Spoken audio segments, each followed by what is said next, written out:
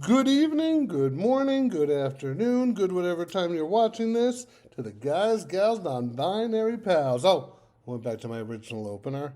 I still like it.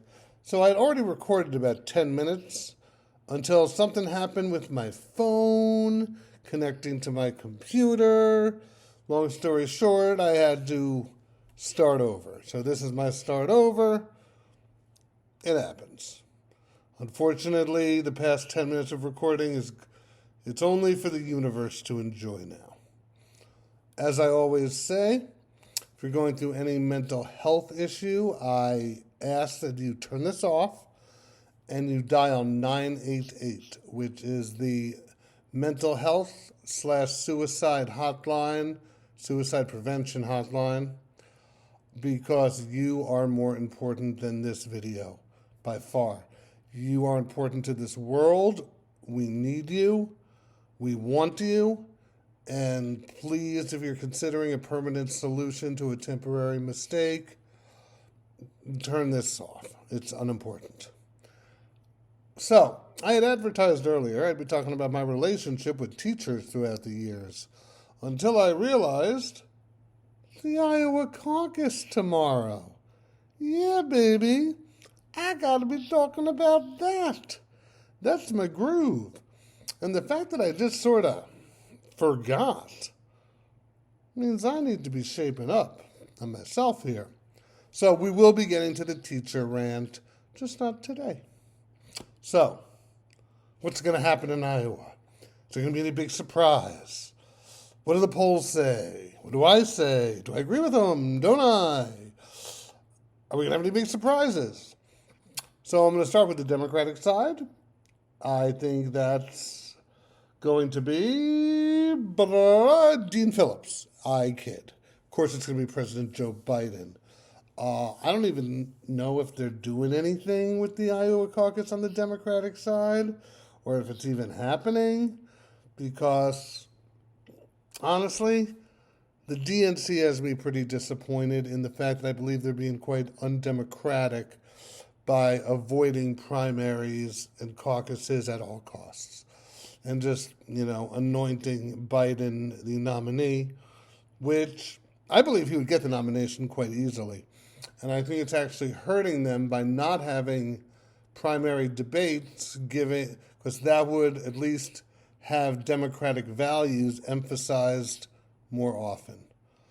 I don't like what they're doing. Of course, I'm going to end up voting Biden. And I think Biden's doing a great job as president. But I don't like what's happening electorally. Sort of has a 2016 Bernie Hillary feel to it, which not a great feel. But it's not going to be contentious. On the Republican side, who's it going to be? Who's it going to be? And the winner, I predict, is going to be, out of a huge surprise, it's going to be Chris Christie, who dropped out. I kid again. Of course, it's going to be former President Donald Trump. There's really no way I could even come up with a decent justification to not have that as an answer, because it's abundantly obvious. But I'd like to talk about spot 2, 3, and 4. Because that's where, at least my research, things get a little more interesting.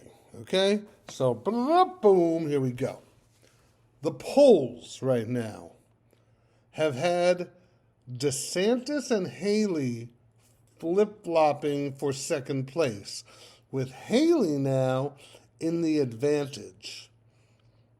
So, they have Trump, this is the polls, Trump, Haley, DeSantis, and then Ramaswamy in fourth. Do I agree with the polls? For first place, I obviously do. Maybe I should have prepared this, so I just make something up. I don't know. No, of course, I come prepared. And do I agree with the polls on this one? And the answer is no, I do not. I believe that in second place is going to be current Florida Governor Ron DeSantis, In third place, we're going to get former UN ambassador and former South Carolina governor Nikki Haley. And in fourth place, we're going to get businessman Vivek Ramaswamy, which goes against the polls and the gambling odds. I'm really going on a limb here. Is there like an eyelash coming out of it? Whatever. So, why do I think this? Why would I go against common reason? Oh, you're going to be seeing me going against common thought a little later on when we talk about the general. Now, polls have Haley with a small lead over DeSantis in Iowa. However, it's a caucus state. I hate caucuses, by the way. Have to get that out of the way. I believe they make it harder to vote. It's more time-consuming. Now, granted, I don't think it's a lot to ask once every 4 years to get your butt up and go to a caucus location. But I still think, given the other options of just walking into a voting booth and voting, we should be making it easier, not harder. So I'm not a fan of caucuses. So I looked at the polls, but then I looked at the passion polls. No, I wasn't watching porn. The passion polls are how the people who are loyal to a candidate, how passionate are they about their candidate? And that's where I compared Haley to DeSantis to Ramaswamy. Now, the DeSantis voters are twice as much, or 100% more, however you write it, more passionate about DeSantis than the Haley voters are about Haley. So DeSantis wins the passionate voter block of those two. Now, if this was a primary state in good weather, it might not be as important. But Iowa is going to get hit with some of the worst weather they've seen in a long time tomorrow. Coming out to caucus for your one's chosen candidate is going to take a lot of effort and driving through unsafe conditions, which I don't believe the Haley voters are caucus goers, interchangeably, are going to be as willing to put their life at risk to get on the road as the DeSantis caucus goers are. And when I use what they're polling at, and then add and subtract the passion level of their voters, I see DeSantis overtaking Haley, and quite easily. I think there's a very minute chance, and this is not my prediction, I'm just saying it's possible, that Vivek Ramaswamy actually comes in third. Because his passion score exceeds both DeSantis and Haley, but he's polling so much lower than them both. So he's not going to affect DeSantis. But obviously these numbers are upsetting to the Trump campaign, because just in the past 24 hours, or 48 hours, Trump has come out against Vivek, which is not something he's really done before. So that observation by the Trump campaign has shown me the importance of the passion voter. And is there enough passionate voters, caucus goers of Vivek, to leapfrog Haley? I don't think so, but I don't think it's not in the realm of possibility. So, my prediction for tomorrow is Trump first, DeSantis second, Haley third, Ramaswamy fourth. And we will have to see. Now, let's talk about the national election for a little bit, which at this point, I do believe we are on our way to Biden versus Trump again. 72% of the country said that's not the election they want to have, but I believe it is the election we're going to have, because the MAGA wing of the Republican Party, I believe, is more than 50% of the Republican Party. Thus, Trump will be getting the nomination easily as well, which, what has happened to our country? So, and then Biden, I don't like what the DNC is doing, but it's going to be successful of really just making sure the Democratic field is clear for him to walk into renomination.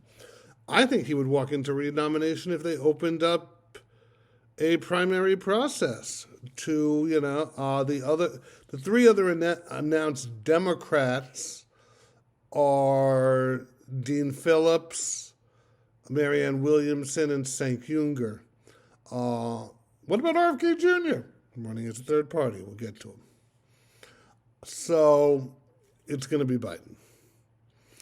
And I think Biden is going to win the general and easily. What? Ian, how could you say that? Have you seen the polls? The swing states, Trump is overpassing Biden. Have you seen Biden's approval rating? It's the lowest at this point in someone's administration since modern day polling. What about Hunter? None of it matters. None of it matters. And I'm going to tell you why. First off, I really find it funny that a lot of the individuals who are waving the look at the polls flag are the ones who in 2016 were so happy to say, see, yeah, the polls were garbage. Choose a side. Now, obviously, this is going to be decided by whoever can get 270 or above in the Electoral College. I don't like the Electoral College, but it's the law of the land, so it's what we got to go by. So first I'm going to just do a little math and then talk about my rationale. So, this is what I was doing. I took the 2020 election results, converted the electoral numbers for each state based on the census in 2020, and I made some changes based on what I've been seeing. Now, no one pull out this video or YouTube posting in a year and say, you were wrong, Ian. This is not a prediction. This is where I see things are at right now. I'm sure my numbers will be changing throughout the course of this election cycle. What I did was I moved Arizona from the Biden column to the Trump column. I moved Nevada from the Biden column to the Trump column. I moved Georgia from the Biden column to the Trump column. However, I did not move the Rust Belt. And by Rust Belt, I mean three specific states. Those being Pennsylvania, Michigan, and Wisconsin. Those states, although Pennsylvania is a Commonwealth, I do not see going back into the Trump column. So, where does this leave the electoral map? Oh, you're going to love this. And this is keeping every other state/jurisdiction, I say that for Maine and Nebraska, as they were in 2020. Donald Trump, 268. Joe Biden, 270. Bada bing, bada boom. 270, that's what you need. You'd like to get quite a bit more, but that's all you need. And that's what I see, 270 to 268. Oh, with that grind Trump's gears. And that was not on purpose. Trust me, it was not on purpose. Now, it was just, when I saw that, when I was refiguring the math, I was like, wow. But that's, as of today, January 14th, 2024, is how I see things going. I'm sure I'll be making changes throughout this cycle. Now, why? Why do I believe that the polls, I'm not saying they're wrong, because this is not if the election were today, but what's going on? You know, why? Because I am predicting, I think the polls have Trump like within the margin of error favor in Wisconsin and Michigan. And I'm saying not a chance. And there's a few reasons. First, I'd like to talk about Hunter Biden. The Republicans, especially in the House Judiciary Committee, are looking like absolute morons. Where's Hunter? Where's Hunter? He shows up. And then you have someone saying, Hunter, you have no BALLS. And just, they're looking foolish, and no one cares about Hunter Biden.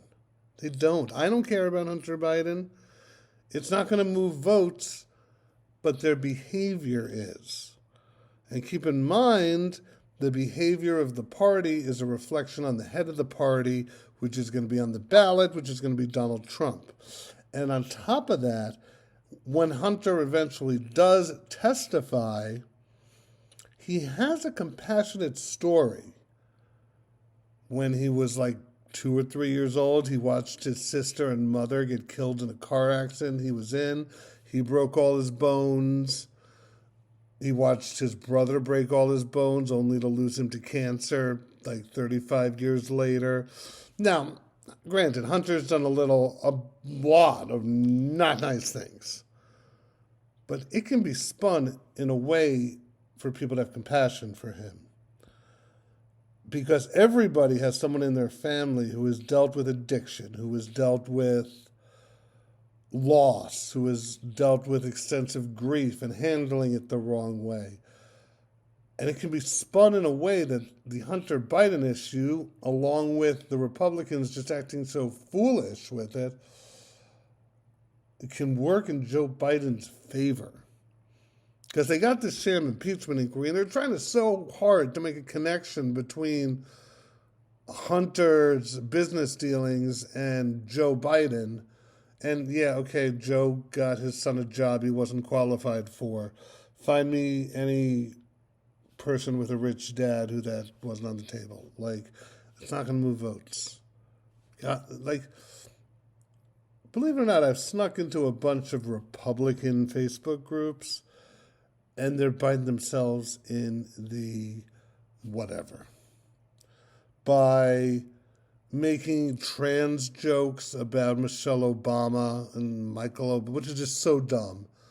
And it's going to turn people off. It's like, and then, all the Hunter drug jokes, just turning people off. And I really think the nastiness is going to work in Joe Biden's favor because the Democrats aren't playing the nasty card yet, and hope they don't. Fear factor voting. Okay, now this is sort of the opposite. What helped Trump in 2016, I think it's going to hurt him this time around in 2024. What do you mean, Ian?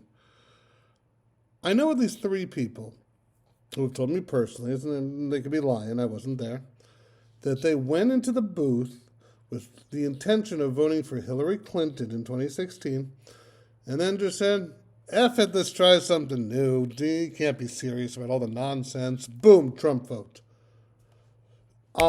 In the moment switch. I believe there's going to be a lot of in the moment switches, but it's going to be the opposite way around this time.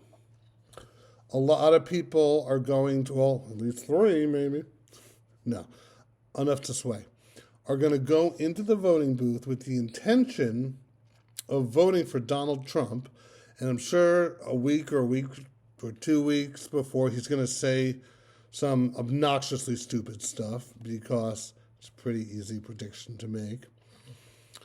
And people now know that it's actually a reality. It's not just a thought. It's not just let's see what happens. Hillary's going to win anyway. It's my vote actually matters. And that fear is going to make whatever the polling is right before the election sway left. By how much, I don't know. But it's going to. And the Republicans are looking foolish.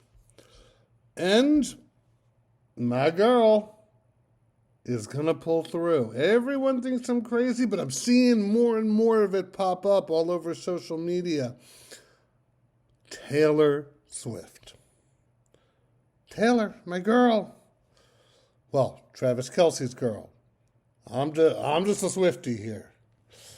God, I can't believe I just identified as that. But, so, I really think they're going to pull her out to speak at the DNC. And then her next tour, she'll have like a short tour. And I have no evidence to back this up, but I see it happening. It's going to be like if she wants to be nice about it, the Rock the Vote tour. If she just wants to, stab the dagger in a little bit, it's going to be like the F Trump tour. Or it's something like that. And what's she going to have there? People to register voters. She'll bring in like 1,000 people, offer them free tickets as long as they sit at a table and register voters. And she'll be appearing in swing states. And I believe the female youth vote in the 2024 election is going to be exponentially higher than we have ever seen before. Enough to tip the election? Absolutely. Easily. And just one last thing about this. Everyone's talking about, well, Biden's old. Biden's a gaffe machine. Biden looks like he's falling asleep. And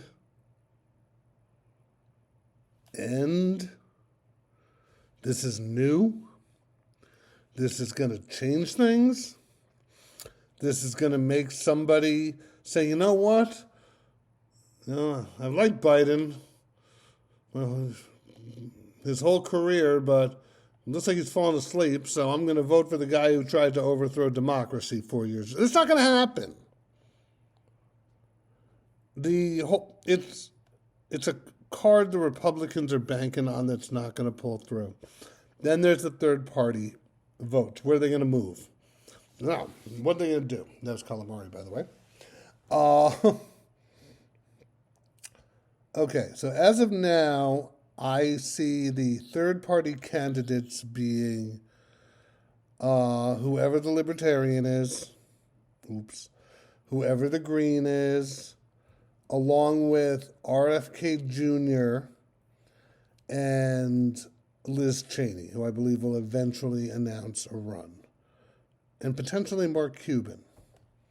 Okay, well, the Green candidate going to pull from Biden. That just goes without saying. The Libertarian candidate probably pull from close to even, but a little more Trump. Like I'd say, like maybe a 55% Trump poll and a 45% Biden poll. Not enough to sway the election. The Liz Cheney vote, that will be the Trump alternative basket. I don't see her pulling more than like 10 votes from Biden. Just on like someone who doesn't know what they're talking about and just sees the name Kennedy. Boop. But, oh no, Cheney. Sorry, I have to get to Kennedy. But Liz Cheney, that's going to be an alternative Republican voter who just can't stomach Trump. That's going to be the go-to. And she's going to pull a lot of votes from Trump and borderline none from Biden. What about RFK Jr.? Well, he's running as an independent, not a Democrat, or a Democrat alternative, or something of that nature. So he's thrown himself in the middle. And he has the name recognition as a Kennedy. So wouldn't people just vote for him? Wouldn't Democrats vote for him, thinking about, the old school Kennedys, JFK, RFK? And the answer is no. Why? Because, Senator, I knew Jack Kennedy. Jack Kennedy was a friend of mine, and you're no Jack Kennedy. That's just a quote from Lloyd Bentsen in the 1988 vice presidential debate against Dan Quayle. RFK Jr. is not a senator, obviously, but RFK Jr. is, for all intents and purposes, a libertarian-leaning Republican. He just has to say he's a Democrat from time to time because of his last name.